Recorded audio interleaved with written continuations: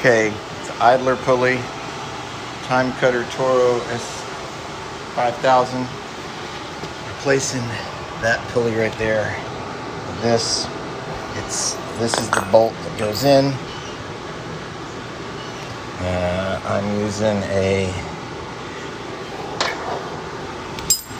15 millimeter. Seems to do the job. It may be a little loose. Goes in there. There's nothing underneath. So that's all it is. Judging by the other one, I'm going to put that side down and this side up.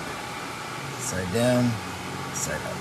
Looks like the middle part just came stripped out.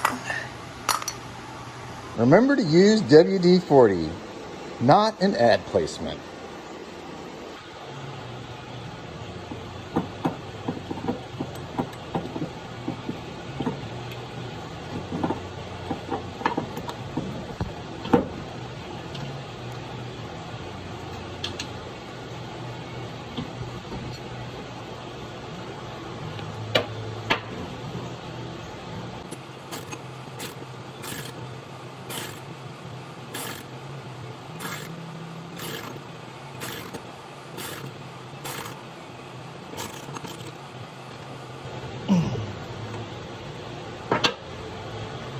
You can use that spring kind of crowbar. I may just try to do it by hand, but it's going to take both hands.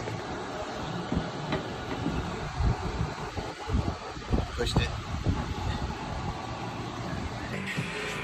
If it doesn't move and it's supposed to, WD-40. If it moves and it's not supposed to, duct tape.